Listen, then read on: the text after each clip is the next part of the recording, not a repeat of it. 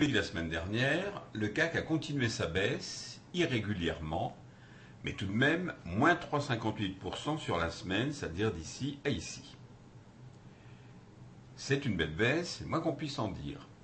Si vous regardez en détail la courbe de ces variations, vous apercevez que les cours de vendredi, c'est-à-dire ici, ce petit doji, sont juste sur la borne inférieure de Bollinger. Alors je vous ai déjà dit à plusieurs reprises que c'est une situation difficile, dans la mesure où il est impossible de savoir si les cours vont continuer à baisser ou si au contraire, les cours du CAC vont rebondir sur cette borne inférieure de Bollinger et remonter en direction de la moyenne mobile à 20 jours.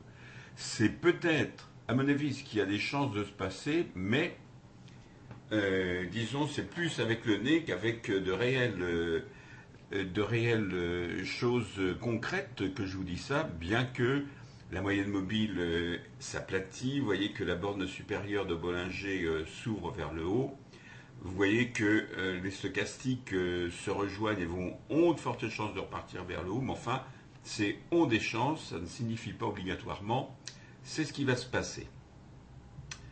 Donc le CAC, on va continuer, si vous voulez, un petit peu l'étude que j'ai entamée il y a un certain temps maintenant, par l'action Bouygues qu'on a vue la semaine dernière. Je vous avais dit, à mon avis, Bouygues, il n'y a pas à écarter la possibilité d'un futur plongeon. Bon, ça n'a pas été un gros plongeon, mais l'action a quand même plongé. Regardez un petit peu, entre ici et ici, c'est très net. Et puis, apparemment, il y a de fortes chances pour que ça continue. Enfin, ça, j'ai l'impression que le CAC 40, il est bien parti pour être baissier sur un bon moment. Troisième chose, cette fois-ci, Capgemini. Alors, Capgemini, c'est la copine d'un ami à moi. Il a toujours investi sur Capgemini quand on travaillait sur les Varans tous les deux. Parce que Capgemini, c'est une action qui a beaucoup de variations, c'est-à-dire en fait beaucoup de volatilité. Et si vous regardez, c'est ce qui s'est passé ici.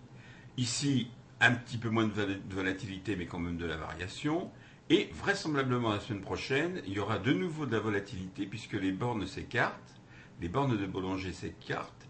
La moyenne mobile à 20 jours, bon, enfin, disons qu'on va dire, elle est à peu près horizontale. Regardez que ici aussi, il y a un petit doji qui est situé juste pratiquement sur la borne inférieure de Bollinger. Il est très possible que lundi, il y ait la suite de cette étoile. Ça, je ne peux pas vous dire à l'avance. Mais si c'est bien ça, il y a des chances pour que Capgemini remonte en direction de la moyenne mobile à 20 jours, peut-être la traverse, ça je ne sais pas, comme elle a fait là ou comme elle a fait là.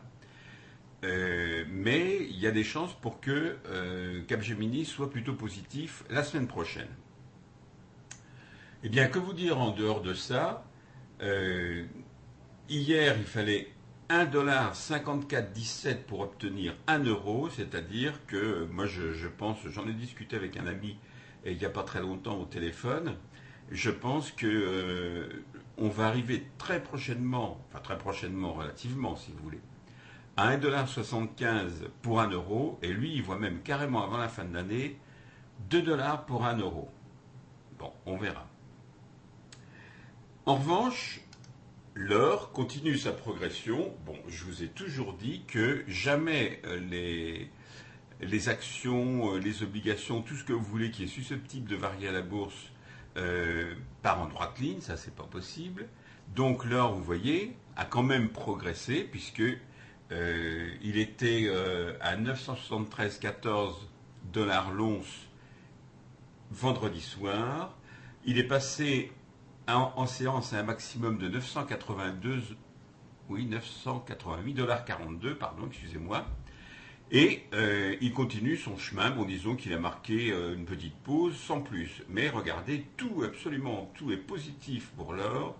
Et c'est actuellement probablement l'un des meilleurs placements. Mais enfin, disons aujourd'hui, j'ai pas tellement de temps de vous en parler, mais toutes les matières premières pratiquement sont manière de gagner beaucoup d'argent. Alors, que vous dire de plus? Je ne vous dis pas à la semaine prochaine, parce que la semaine prochaine, je sortirai tout juste d'une opération de la hanche, donc ne vous attendez pas à recevoir cette newsletter comme à l'habitude. Je pense, j'espère que d'ici 2 semaines, je vous retrouverai et je vous dirai à ce moment-là ce qui s'est passé pendant mon absence. Alors, je vous souhaite de passer une excellente semaine boursière et je vous dis donc quand même, malgré tout, à bientôt.